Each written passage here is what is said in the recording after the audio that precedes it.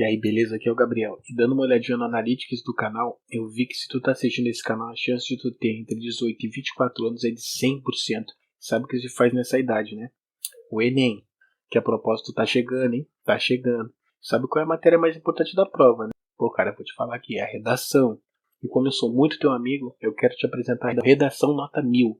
Um PDF com tudo, com os modelos de redação, a melhor estrutura para te montar a tua redação, com dicas de interpretação, um passo a passo para te melhorar teus textos em 100%. E o melhor é que vai poder estudar em qualquer lugar, no celular, no computador, no notebook, no que tu tiver na tua casa, até no teu micro-ondas se duvidar. E aí, tá bom, que é mais? Vai ficar difícil não ir bem na redação.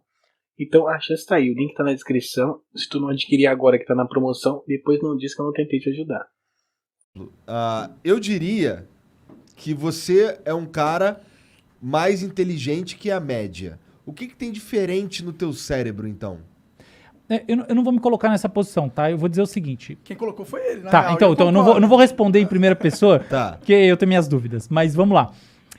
O que acontece é o seguinte. Existe um conceito que foi criado por um cara chamado Binet, que é sobre capacidades que se juntam e formam um fator que a gente chama de fator G, que é a sua inteligência geral.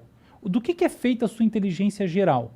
Ela é feita de habilidade numérica, memória de curto prazo, processamento de linguagem, processamento visoespacial. Então, por exemplo, você imaginar como é que você vai estacionar o carro, você imagina na sua cabeça, você, tá, essas coisas todas. Esse tipo de coisa. A inteligência, como esse conceito, ela é mensurável.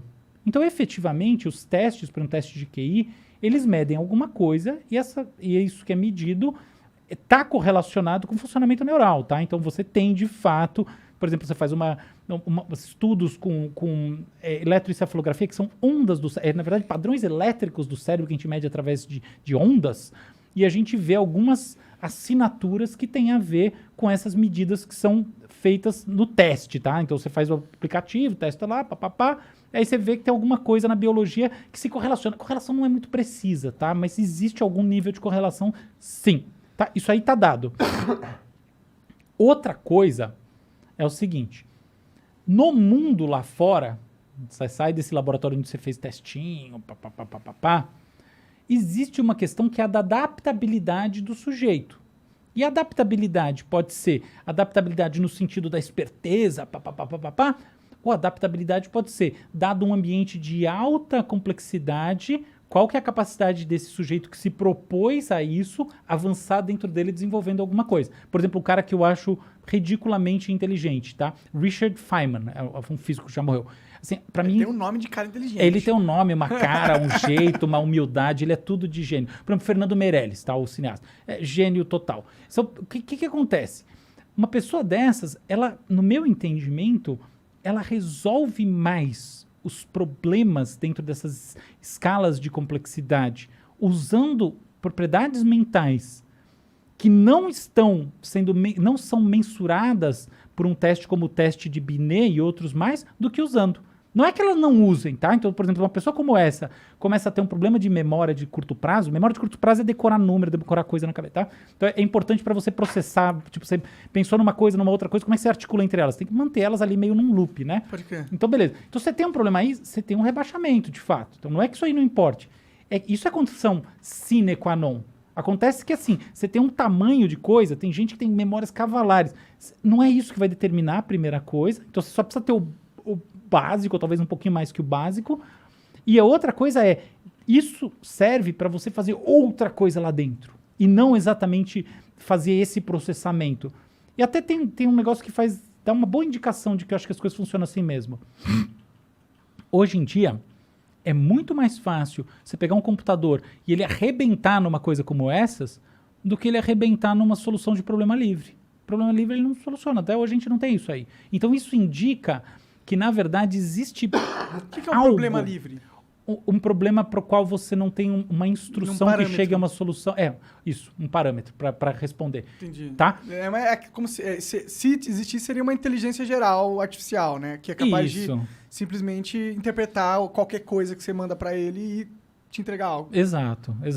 Então, por exemplo, uma pessoa que, tipo um grande estadista, Um grande estadista, no final das contas, vai ter uma propriedade, em geral, que é da acuidade decisória. Acuidade decisória, para mim, é um negócio assim absolutamente importante para essa tal inteligência no mundo real. A gente chama, eu prefiro chamar isso de inteligência ecológica. Ecológico parece que você está falando, né? Mas inteligência ecológica quer dizer, do mundo em que as pessoas estão inseridas, ou qualquer outro ser que está inserido. Acuidade decisória.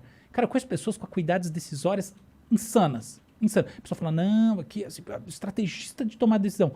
Aí você pergunta para a pessoa, ela não necessariamente vai trazer para você uma resposta que reflete um pensamento 100% analítico. Você fala, é porque ela é intuitiva. Pode ser, mas às vezes não é isso. Às vezes é outra coisa, às vezes ela é afetiva. Eu não quero, sabe? Eu acho que não importa isso. Até legal essa discussão, mas não é o que importa. O que importa é, não necessariamente ela pensa igual ao computador. Ela tem acuidade. Quer ver outra? A pessoa tem criatividade. Sabe qual que é o melhor teste de criatividade que existe hoje em dia? Um dos melhores? Um teste de divergência. É assim, eu falo uma palavra, tá? Lua. O que você tem que fazer é me trazer uma outra palavra e fazer uma construção com ela que não tem nada a ver com lua. Tá? Então todo mundo vai pensar, uma palavra já está quase no prime, né? Assim, uma palavra parecida com lua para continuar, isso é criatividade? Não, é o oposto. Pensa na coisa mais diferente de lua que você consegue imaginar na sua vida. Caralho. Entende? É realmente complicado, né? Porque você vai pensando em coisas e fala, mas tem uma ligação com lua e tal, né? Isso. Aí você fala assim, abobrinha, foda-se. Abobrinha, interessante. Abobrinha, legal. Sabe como é que eu vou medir se a abobrinha tem mais a ver ou menos a ver com lua? Como? Porque eu vou botar milhares de pessoas para fazer associação e eu vou medir as associações menos comuns. Entendi. Entendeu? O negócio é mais complicado do que isso. Então, no final das contas, o que um teste como esse mostra? Que a divergência de pensamento, ela é um dos princípios, tem vários. Criatividade tem a ver com esforço, criatividade tem a ver com informação, criatividade tem a ver com disposição emocional, você está totalmente parado, você não consegue ter criatividade.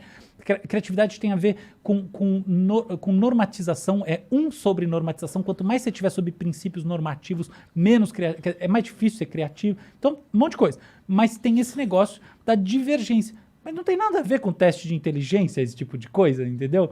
Então tá aí. Existe uma nova linha de pensamento que quer meio que tirar um pouco do poder ou da credibilidade que os testes de QI têm. Eu acho que é muito pelo que você está falando isso, porque ele realmente não mede todas as formas com que o ser humano pode ser bem sucedido na vida e, portanto, não é um teste de inteligência como inteligência geral, que é realmente que a gente está querendo chegar, né? Inteligência como a capacidade do cara conseguir algo que ele se planejou a fazer. Exato. Vai medir as competências de forma separada. Sim. Exato. E eu acho que a gente vive um mundo que, assim, ele é muito duro nesse assunto, sabe? Então fica essa coisa, pensa numa prova escolar. Cara, uma curiosidade, né, que ela é só correlacional, ela não é de causa e efeito, mas é interessante. Você tem várias pessoas que fizeram coisas incríveis que têm dislexia. Isso é conhecido. Quer dizer que dislexia aumenta a chance de sucesso na vida? Não estou dizendo nada disso. Mas quer dizer que talvez não esteja escrito na pedra daquela pessoa que foi mal na prova de português, de história, de um monte de coisa, que ela, está condenada a não conseguir atingir objetivos por uma questão cognitiva. Ao contrário, contrário no sentido, não está nada dito sobre isso. A prova é ecológica. Então, sabe, eu vejo que muitas vezes as escolas, elas têm uma postura em relação à inteligência que é muito cartesiana, é muito dura. E aí, às vezes, sabe o que acontece? Você mata a criatividade, que é o pensamento divergente, você mata a acuidade decisória, você mata a vontade de fazer, que conta demais, né? Para você estar bem na vida, que eu acho que existem vários sucessos, né? Os principais são afetivos, né? Você está feliz.